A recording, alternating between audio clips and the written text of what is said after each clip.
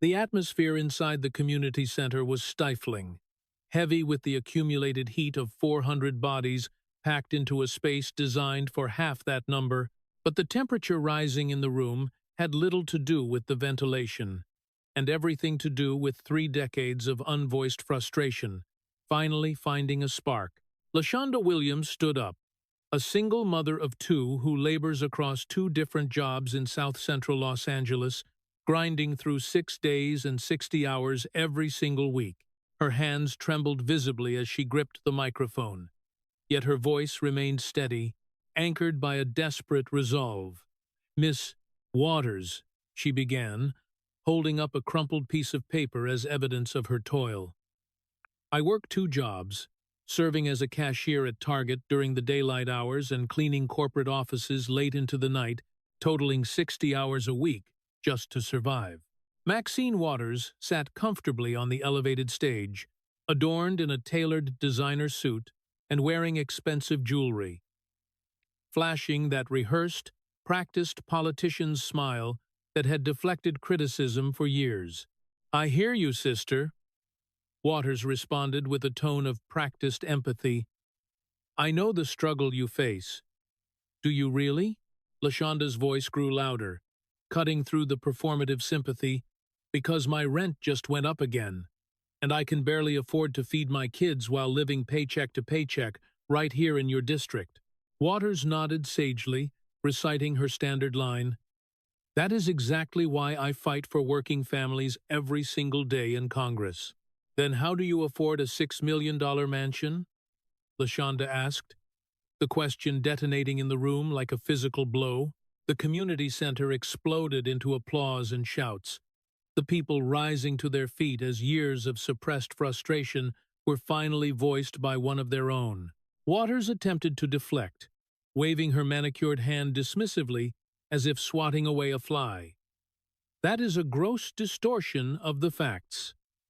"It is public record," LaShonda shouted, holding up the property tax documents for all to see. $6 million in Hancock Park, which isn't even in this district. You don't even live here with us." The crowd erupted even louder, realizing this was not a scripted political event, but a moment of raw, authentic anger from real constituents. From the back of the packed room, a voice cut through the noise, calm but firm enough to turn heads. "I would like to hear that answer too." Everyone turned, cameras swinging around to focus on a man standing in the last row. J.D. Vance, the senator from Ohio, and author of Hillbilly Elegy, a Marine Corps veteran of 40 years, dressed in a casual blazer with no tie, standing shoulder to shoulder with regular citizens. Gasps and murmurs rippled through the crowd as people asked, "What is he doing here?" The smile vanished from Waters's face instantly. "Senator Vance," she said coldly, "this is a community meeting for my constituents. They invited me." Vance replied, gesturing to the people surrounding him, local business owners, teachers, and parents. "They wanted someone who understands poverty, real poverty, not the kind you merely talk about on television."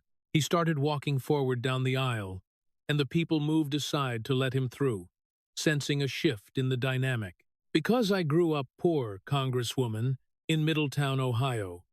My mama raised me because my mom was struggling with addiction, and we lived in poverty, real poverty, the kind your constituents are living in right now." He reached the front and stood with LaShonda, standing with the people. "So I am curious too. How does someone representing one of the poorest districts in America afford a $6 million mansion while your constituents cannot afford rent?"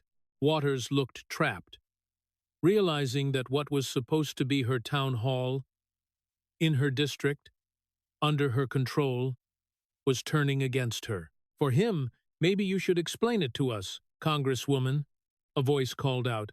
"Explain it to LaShonda, who works 60 hours a week and cannot make rent while you live in luxury." It was becoming clear that this was going to be a very long night for Maxine Waters.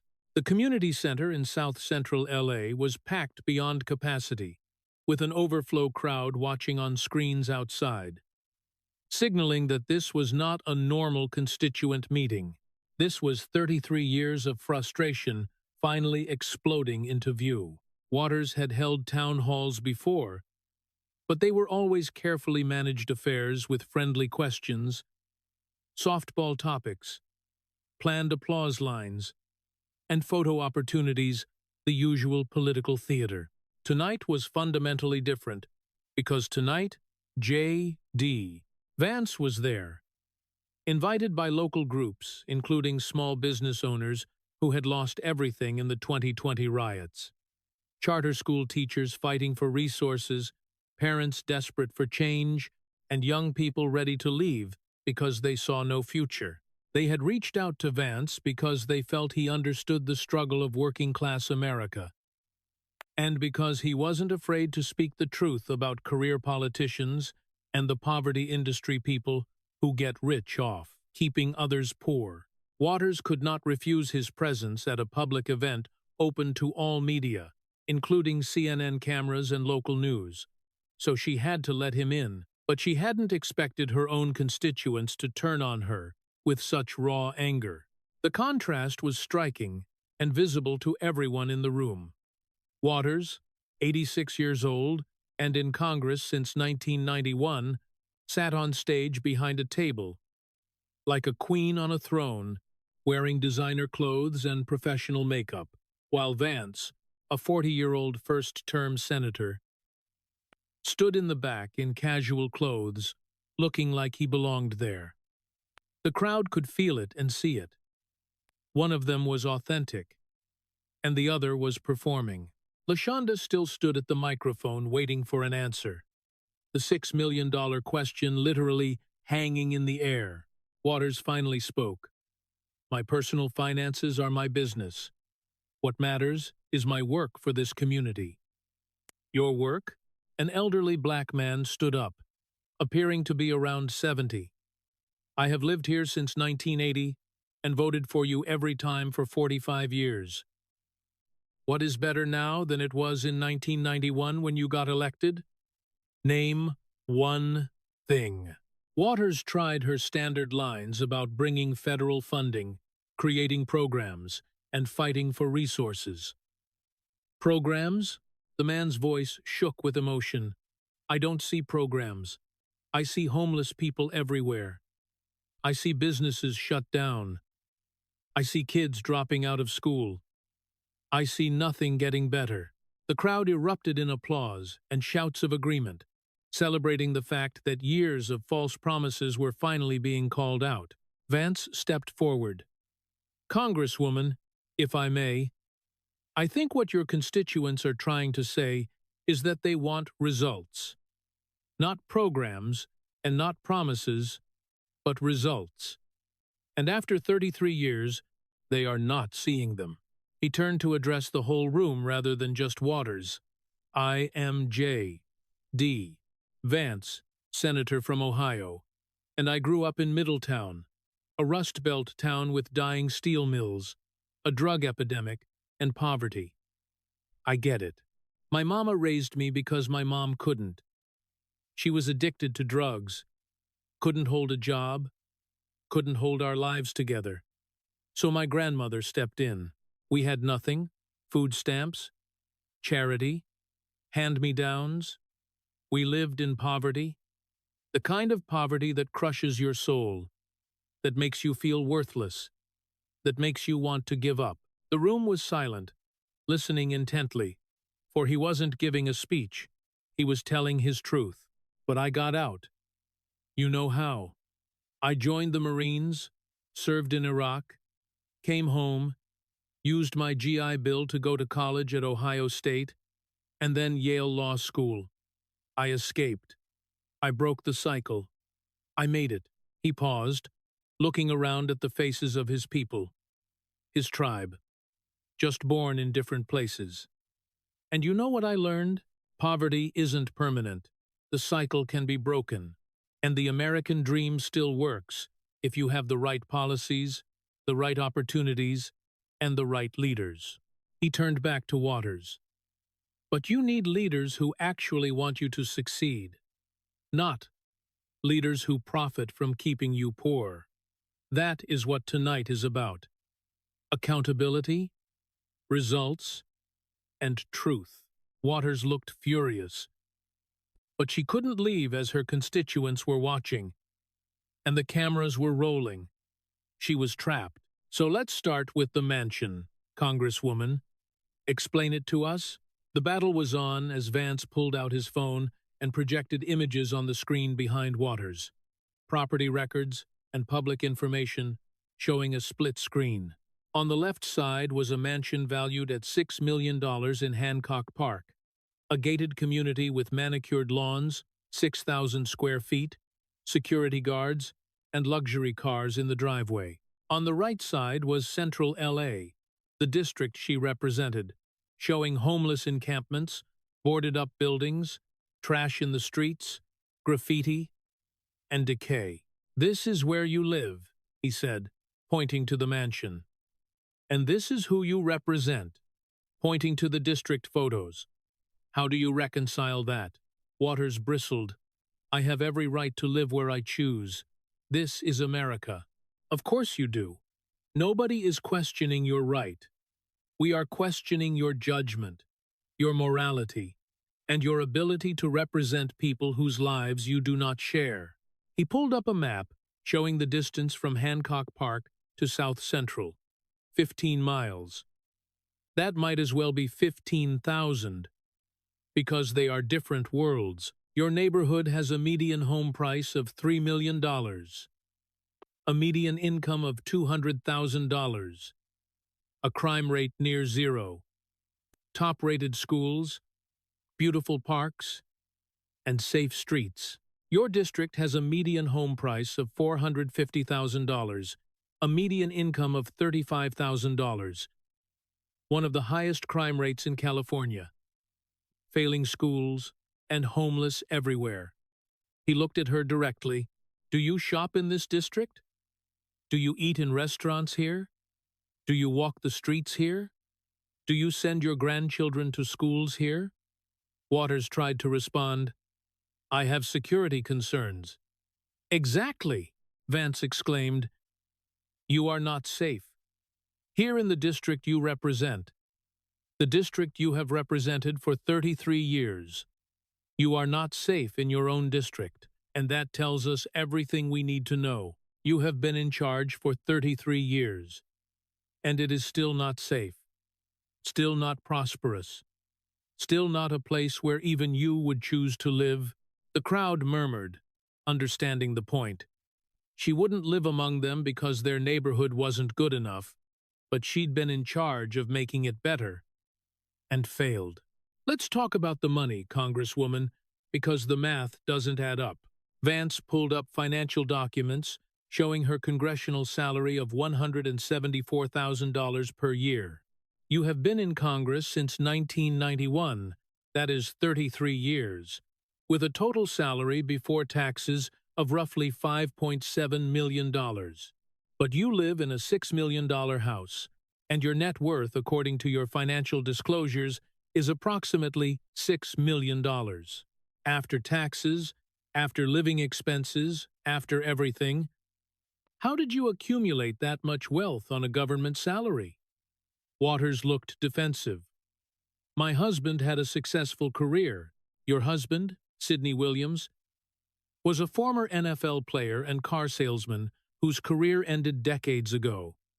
Let's not pretend that explains a $6 million net worth." LaShonda spoke up again from the audience.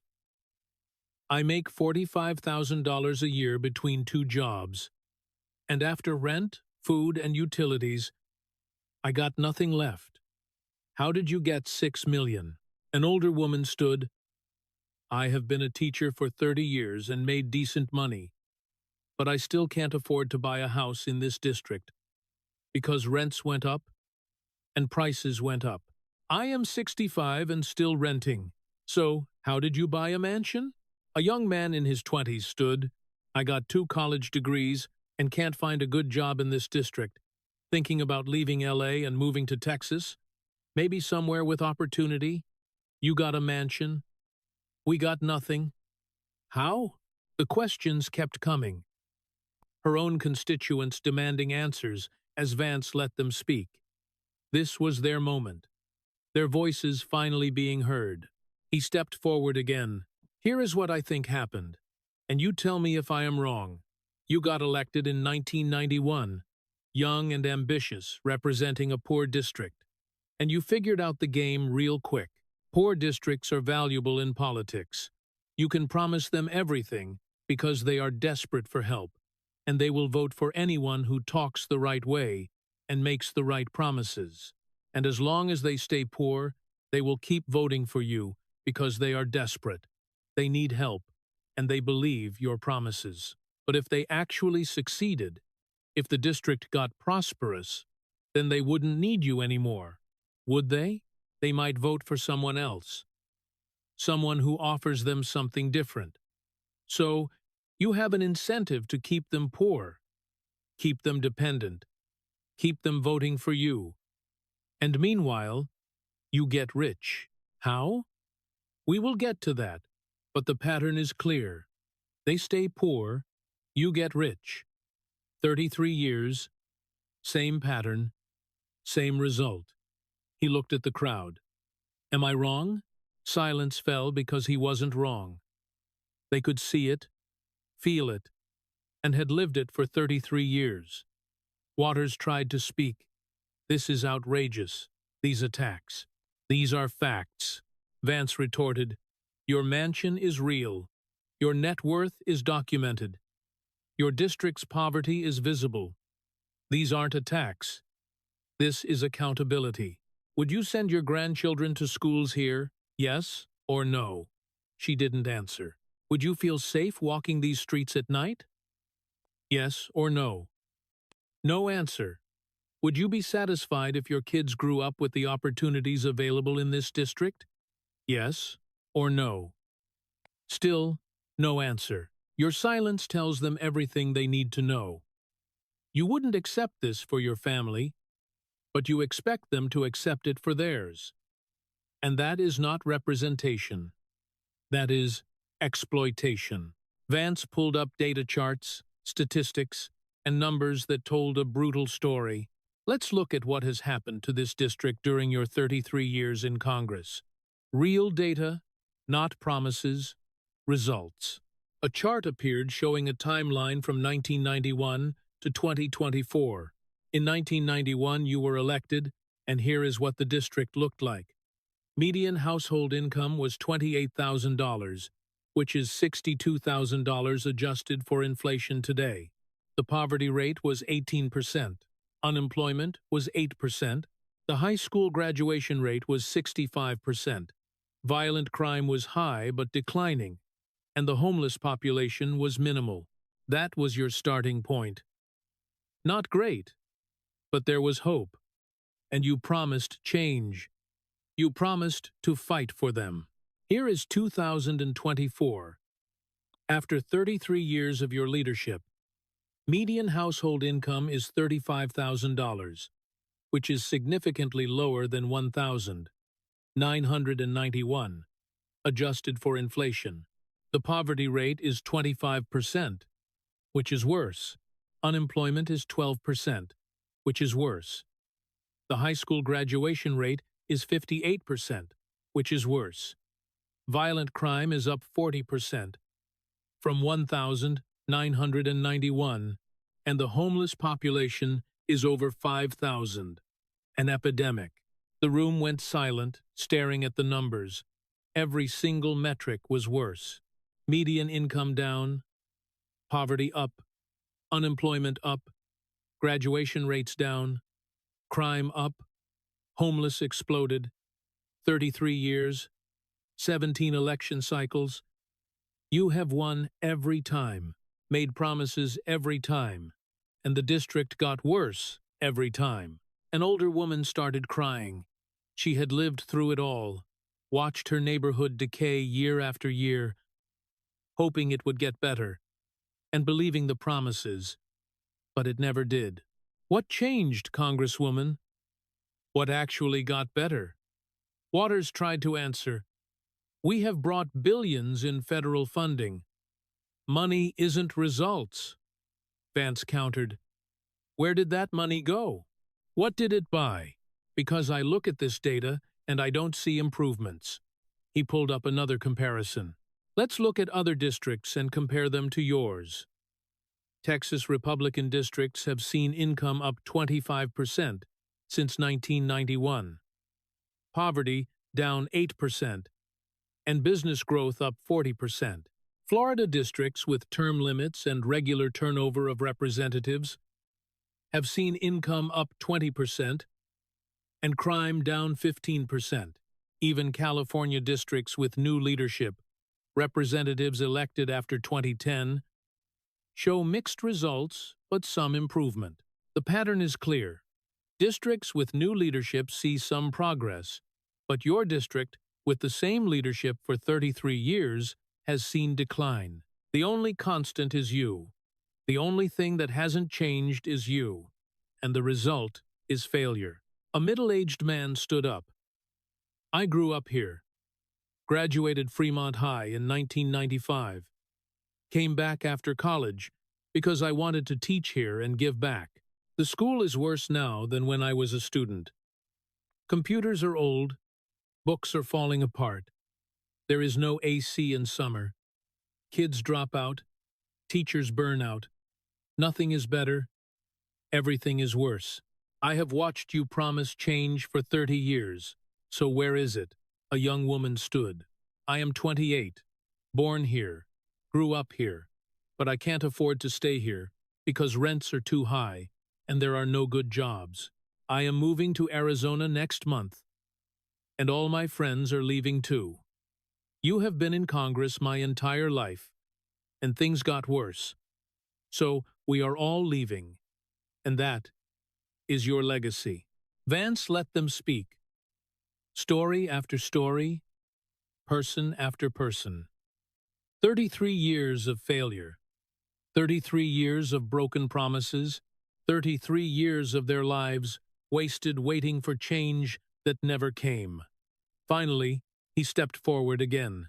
Congresswoman Waters, can you name 3 things, just 3, that are measurably better in your district because of your work?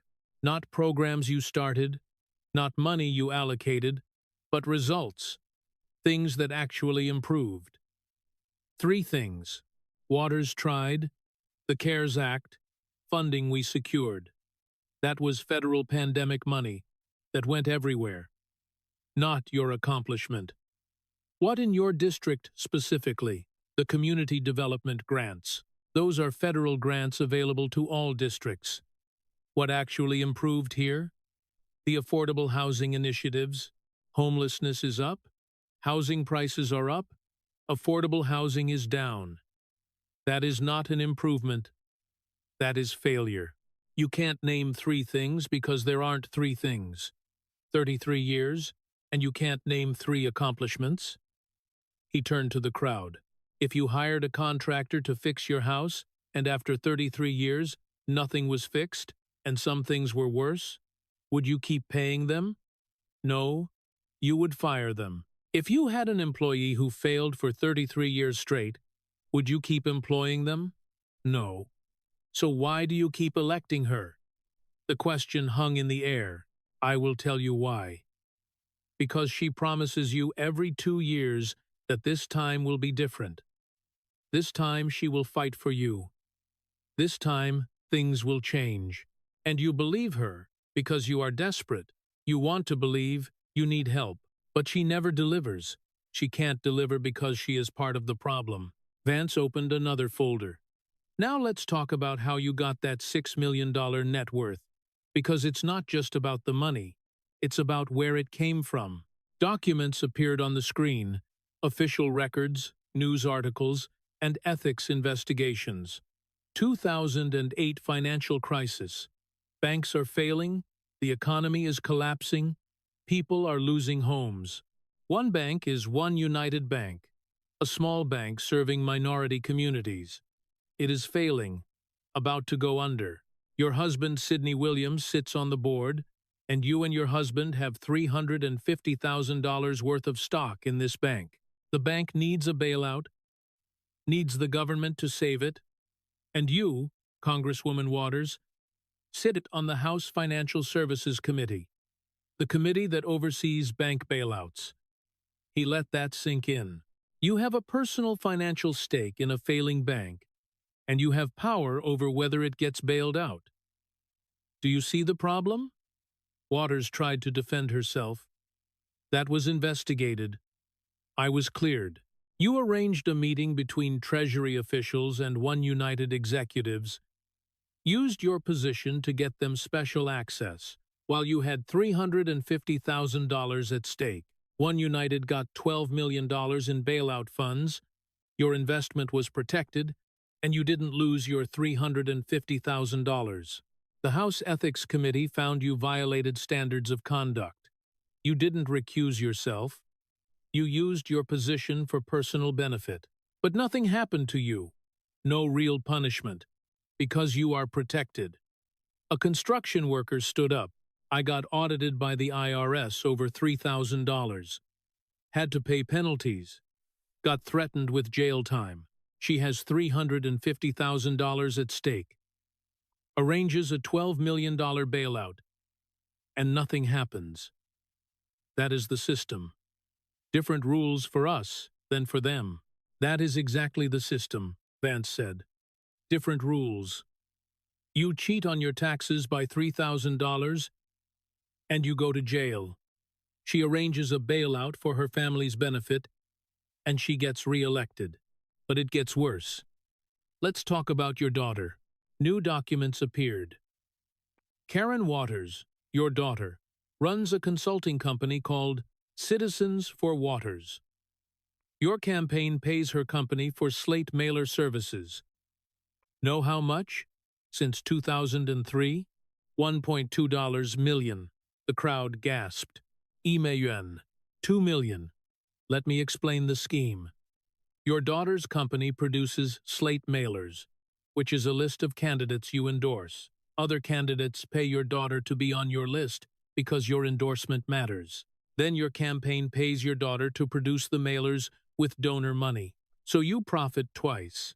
Once when candidates pay your daughter to be endorsed, and once when your campaign pays your daughter to make the mailers. That is legal technically because you wrote the laws, but it is corrupt. He pulled out a letter. FEC complaints have been filed, watchdog groups calling it family enrichment. But nothing happens because you are powerful and you are protected. A small business owner spoke up. I can't pay my daughter from my business unless she actually works there and earns it. But you can pay your daughter $1.2 million from campaign funds. I donated to your campaign $100, thinking it was going to help the community, but it went to your daughter.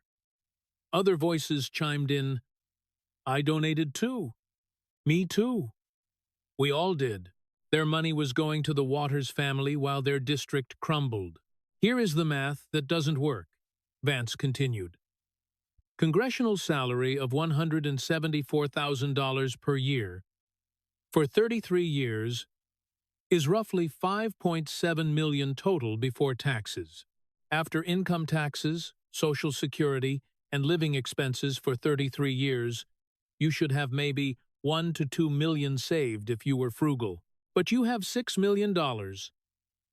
You bought a $6 million house, and your daughter got paid $1.2 million from your campaign. Where did all that money come from? He listed the sources. Bank bailout protected your $350,000.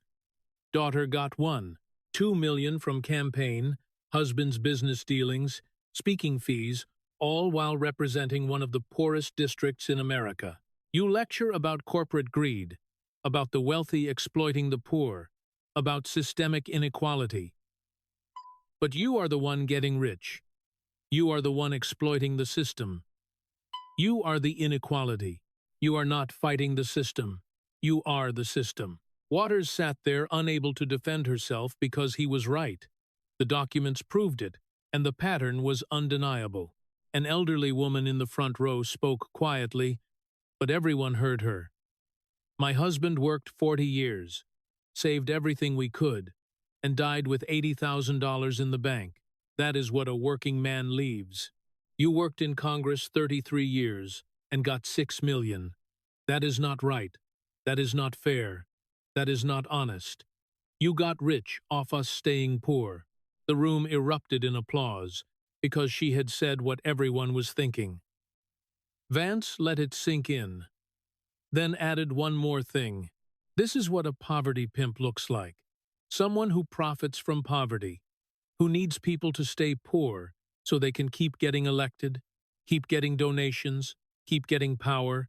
And you, Congresswoman Waters, are the textbook definition of a poverty pimp.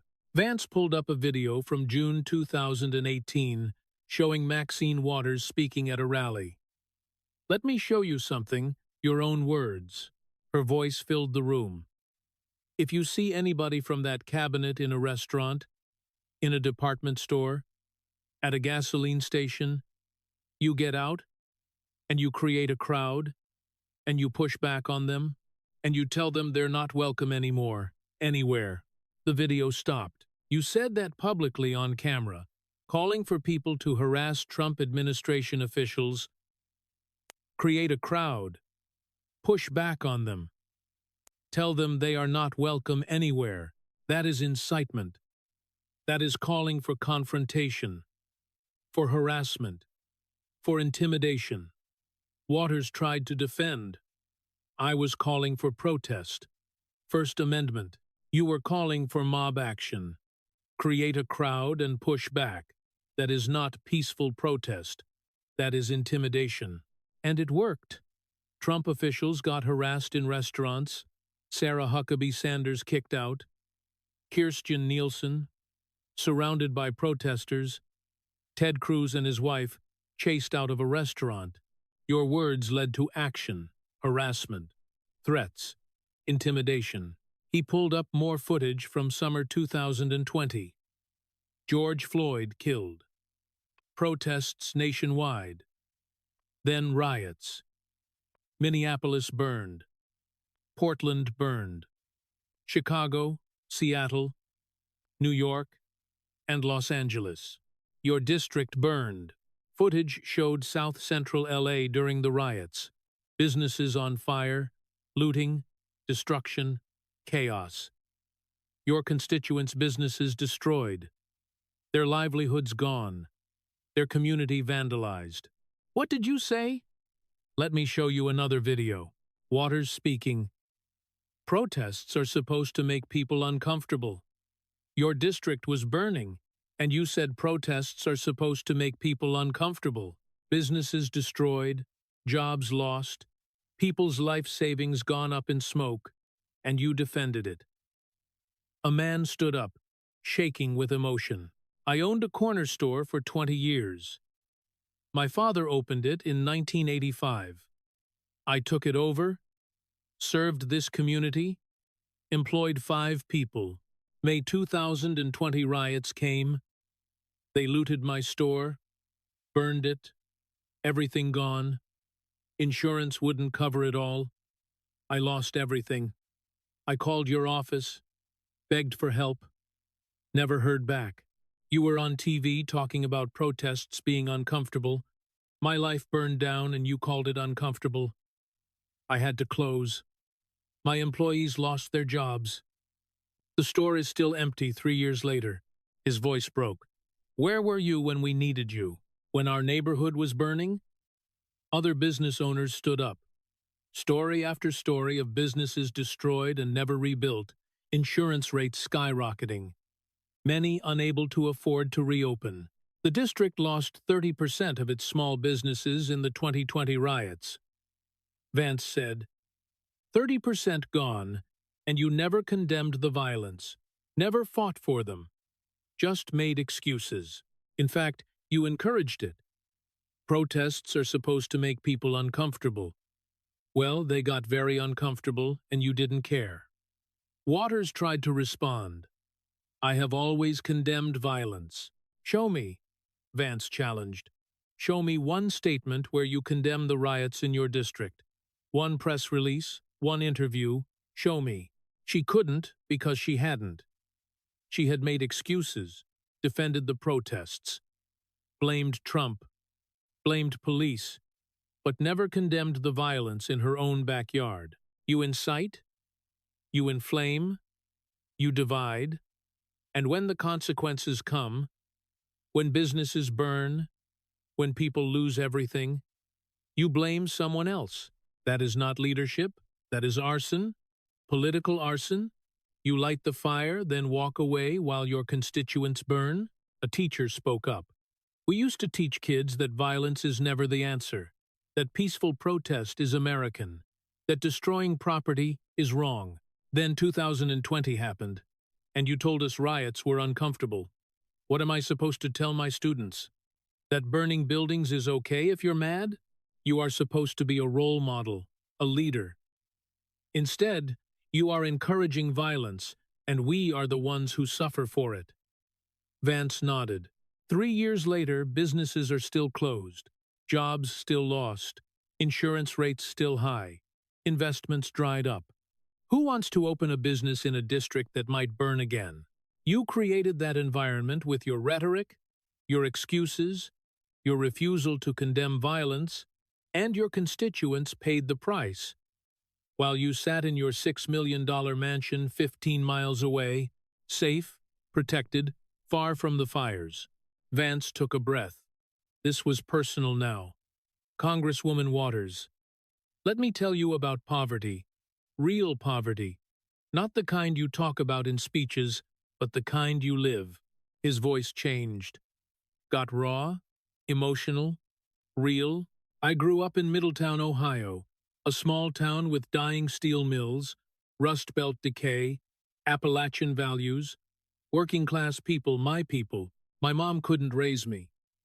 She was addicted to drugs, pills, heroin, couldn't hold a job, couldn't keep our family together, in and out of rehab, in and out of relationships, chaos. So my mama raised me. My grandmother, the toughest woman I ever knew, Bonnie Vance. She had grown up even poorer than me in Kentucky during the Depression, real Appalachian poverty. She saved me, took me in, gave me structure, discipline, love. The room was silent, listening. This wasn't a political speech. This was his life. We had nothing.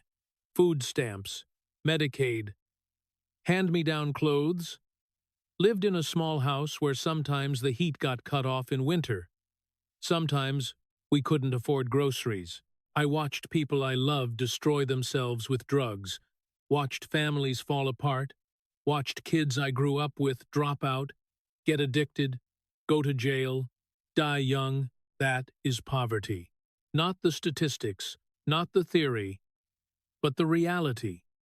The day-to-day struggle of having nothing and seeing no way out. He paused, looking around the room at faces that knew exactly what he meant. I was angry. Angry at the world. Angry at the system. Angry that I had been born into this. That this was my life. But my mama taught me something. She said, you can be angry, or you can do something, but you can't do both. So I did something. I joined the Marines right out of high school. Needed discipline, purpose, a way out. Served in Iraq in public affairs, saw real poverty there too, real suffering. Made me appreciate America. Made me realize we have opportunity here, if you fight for it. Came home, used my GI Bill, went to Ohio State, worked my ass off, then got into Yale Law School. Me, a kid from Middletown, at Yale. I remember my first day there, surrounded by kids from Manhattan, from California, from prep schools, from money. They had never known poverty, never worried about food, never had heat cut off. They couldn't even imagine my childhood, but I had made it. I had escaped, broke the cycle, proved it could be done. His voice got stronger. I graduated, worked in tech, made money, wrote a book about my story, Hillbilly Elegy, which became a bestseller with millions of copies. I could have gone anywhere, done anything, lived in San Francisco, New York, L.A., made millions, forgotten where I came from, but I didn't. I went back to Ohio, ran for Senate, won because I wanted to fight for people like me, people who grew up like I did, people who are still struggling. I live in Cincinnati in a normal neighborhood. My kids will go to public schools. I shop at Kroger. I live among the people I represent. He turned to Waters. You know why I did that? Because you can't represent people you don't live among. You can't fight for people whose lives you don't share. You can't understand poverty from a mansion. The contrast is stark, undeniable. I lived poverty. You exploited it. I escaped poverty. You profit from people staying poor. I went back to serve my people. You ran away to your mansion. I know the struggle. You know the game. His voice rose, passionate, angry, real. You have been in Congress 33 years, and these people are still poor, still struggling, still suffering. Nothing has changed. Nothing is better. You know why? Because you need them to stay poor. If they succeed, they don't need you. If they prosper, they might vote for someone else. If they escape poverty like I did, you lose your power base. So you keep them dependent, keep them voting for you, keep them believing your promises while you get richer and richer. That is not public service. That is a con, a scam, a betrayal. He looked at the crowd, his voice softer now but intense. I am proof the American dream works. You can escape poverty. You can break the cycle. You can make it. But it only works if you have the right policies, the right opportunities, the right leaders. And they don't have that. They have you, someone who has failed them for 33 years, someone who has gotten rich off their suffering, someone who lives in a mansion while they can't afford rent. I look at these people and I see my mama, my mom, my neighbors growing up, people who deserved better, who worked hard, who never got a fair shake. They remind me why I am in politics, to fight for them, to give them opportunity, to help them escape like I did. But you keep them trapped for your own benefit, for your own power, for your own wealth. I escaped poverty. You created a career profiting from it. And that, he said quietly, is the difference between us. The room exploded in a standing ovation, tears, emotion. He had said what they had felt for decades, but couldn't articulate. He wasn't attacking from privilege. He was one of them, had been them, still remembered, still cared. Waters sat there with no response. What could she say? His story was real. His authenticity was obvious. His moral authority was absolute. She had been exposed by someone who actually understood, who had actually lived it, who had actually escaped what she had been exploiting for 33 years. Vance stepped back. I have said enough. Time to hear from the people who matter, the people she is supposed to represent, the people she has failed. If you have a story, stand up, tell her, tell America, tell the truth. For a moment, silence. Then people started standing one by one, then dozens, then half the room. They had stories, 33 years of stories. A young mother stepped to the microphone, trembling but determined. My name is Kesha. I am 29, born and raised here. Single mom with 2 kids, 6 and 4. I work full-time as a receptionist, make $38,000 a year after taxes. That is like $30,000 take home. Rent is $1,800 a month. That is $21,600 a year, more than half my income just for rent. Then food, childcare, utilities, gas. I got nothing left. I am one paycheck from homeless, one emergency from broke. My kids go to Jordan High. It's terrible. No books, broken computers, teachers burn out, violence, gangs recruiting in hallways. I voted for you every time, believed you would help us, believed you would make it better. It got worse. My rent went up, schools got worse, neighborhood got more dangerous. Nothing you promised came true. I am thinking about leaving. Moving out of state to Texas, maybe Florida. Somewhere I can afford. Somewhere my kids can get educated. But I shouldn't have to leave my home. This is my city, my neighborhood.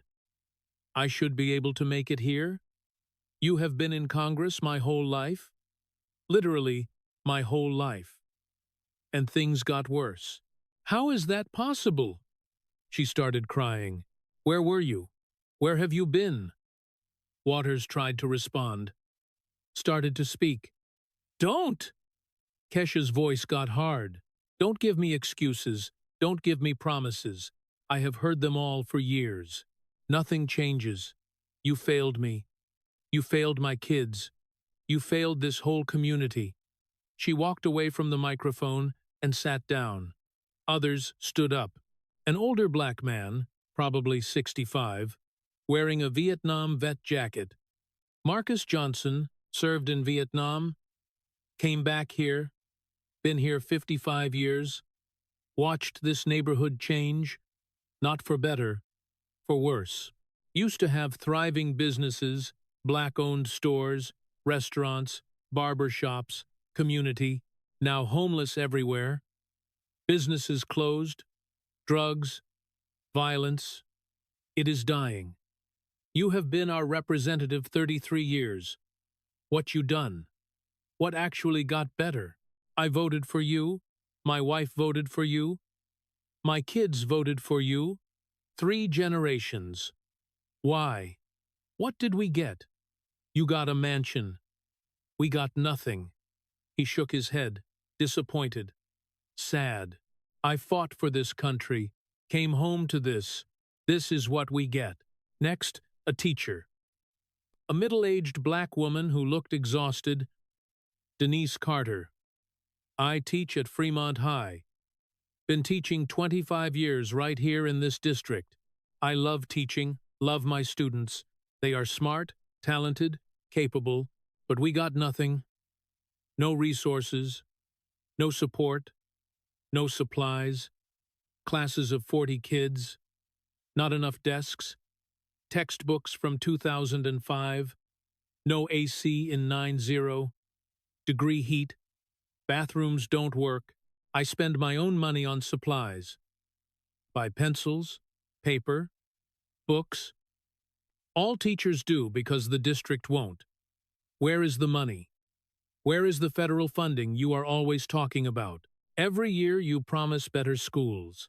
Every year we get less. Teachers quit. Students drop out. It is a disaster. And you live in a $6 million mansion while I am buying pencils with my paycheck? That makes sense to you? Another man, young, maybe 25, with tattoos, looking like he had seen some things. Darius. I am a former gang member. Grew up in this neighborhood. Joined a gang at 14. Sold drugs. Got shot. Been to jail. Trying to go straight now for 3 years, but it is hard. No jobs here. Applied everywhere. Nothing. Can't even get hired at McDonald's with my record. So, what am I supposed to do? I got bills? Got a kid? Need money? You talk about opportunity. Where is it? Where's the jobs? Where's the second chance? I am trying. Really trying. But this district makes it impossible. Some of my boys went back to gangs. Can't blame them. No other option. You have been in charge 33 years. Gang problem worse? Drug problem worse? Jail pipeline still running? What you actually done? Story after story, testimony after testimony. Different ages, different backgrounds, same theme. She promised, she didn't deliver. Things got worse. She got richer. An elderly woman, late 70s, spoke softly, but everyone listened. Mrs. Patterson, I have lived here since 1962, 62 years. Raised 5 children here. Buried my husband here. This used to be a good neighborhood. People knew each other, looked out for each other, had pride. It is gone, all of it. Homeless camps where parks used to be, drugs where schools used to be, safe fear where there used to be community. I have voted for you since you first ran. Why? Because you promised to fight for us, to make it better, to bring us up. But you didn't. Nothing got better. Everything got worse. And I learned something. You can't help us because you don't live here. You don't know us. You don't feel what we feel. You live in your mansion. We live in this. You are safe. We are not. You are rich. We are poor. How can you represent us if you won't even live among us? She looked at Waters with something like pity. I am 79 years old. Probably die here. This is my home. But my grandchildren, they are leaving. All of them. Moving to other states. Looking for opportunity. Looking for hope. That is your legacy. You drove away our children, our future, our hope. You should be ashamed. Waters sat there, tears in her eyes. Whether real or performative, didn't matter. The damage was done. Her own constituents had turned on her. Her own voters had rejected her. Her own people had called her out. Vance had barely said anything in this round. Didn't need to. They had spoken their truth, their pain, their anger. 33 years of failure testified to by dozens of people on camera, on the record. Undeniable, devastating, true. Vance walked to the center of the room, everyone watching, waiting. Time for the final word. I want to thank everyone who spoke tonight, that took courage, real courage, to stand up, to tell your truth, to demand accountability. You have made something clear, something undeniable, something that needs to be said out loud. He turned to Waters. Congresswoman, you are a poverty pimp. The room went silent, that phrase hanging in the air. A poverty pimp is someone who profits from other people's poverty, who needs people to stay poor so they can keep making money off them, who exploits suffering for personal gain. That is you. He started listing the evidence. 33 years, representing one of the poorest districts in California. Every metric got worse. Poverty up, income down, crime up, graduation down, homeless everywhere, but you got richer. Started with maybe $500,000 net worth. Now $6 million. While they got poorer, you live in a $6 million mansion. They can't afford rent. You arranged a bailout for your husband's bank, protected your $350,000 investment while they lost their homes in the financial crisis. Your daughter got $1.2 million from your campaign. Their donations, their $25 and $50 contributions, went to your family. You incited violence, get in their faces, create a crowd. Then their district burned, their businesses destroyed, and you called it uncomfortable. You don't even live in your district, won't even sleep in your district. It is not good enough for you, but you expect them to accept it. They stay poor, you get rich. They suffer, you profit. They are trapped, you are free. That is the definition of a poverty pimp. His voice rose, passionate, angry, real. You don't want them to succeed. You can't let them succeed, because if they did, they wouldn't need you. They wouldn't vote for you. You'd lose power, so you keep them dependent, Keep them desperate. Keep them believing your promises while you get richer and richer off their suffering. You have an incentive to keep them poor, an incentive to keep them struggling, an incentive to keep them trapped, because poverty is your business model. Their pain is your profit. He pointed at the crowd, at the people. They know it. They have lived it for 33 years. They have watched you promise and fail, promise and fail, promise and fail. And meanwhile, you got richer. Your family got richer. Your life got better, while theirs got worse. That is not representation, that is exploitation, that is not public service, that is theft. That is not leadership. That is betrayal. Waters tried to respond, stood up.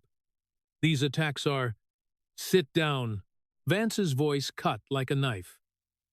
That Marine command voice, carrying authority. Your time to talk is over. You have had 33 years to talk, to promise, to explain, to excuse. Now it is time to answer. It is time for accountability. It is time for truth. Waters sat down, stunned. Nobody had ever spoken to her like that. Here is what is going to happen. These people, your constituents, are going to vote in the next election and the election after that. And they are going to remember tonight. Remember your mansion while they can't afford rent. Remember your wealth while they struggle. Remember your daughter's $1.2 million while they donated their last $25. They are going to remember you calling riots uncomfortable while their businesses burned. Remember you living 15 miles away while they live in decay. Remember 33 years of promises that never came true, and they are going to make a choice. Keep you or choose change. I think I know what they will choose. He addressed the crowd directly. You have power. You have always had power. The power to vote.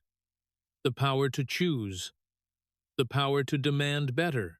Don't accept this. Don't accept career politicians who get rich off your suffering. Don't accept leaders who won't live among you. Don't accept 33 years of failure. Demand better. Vote for people who actually live in your district, who send their kids to your schools, who shop in your stores, who share your struggles. Vote for people who want you to succeed, who celebrate your prosperity, who have no incentive to keep you poor. The American dream still works. I am proof. I escaped poverty. You can too. But you need the right policies, the right opportunities, the right leaders, and she ain't it. He looked at Waters one final time. Congresswoman, you should resign. You failed for 33 years, repeatedly, consistently, undeniably. But you won't resign. Too proud, too entitled, too addicted to power. So they will have to vote you out. And I think they will, because tonight the poverty pimp has been exposed. And once people see the truth, they can't unsee it. Your time is over.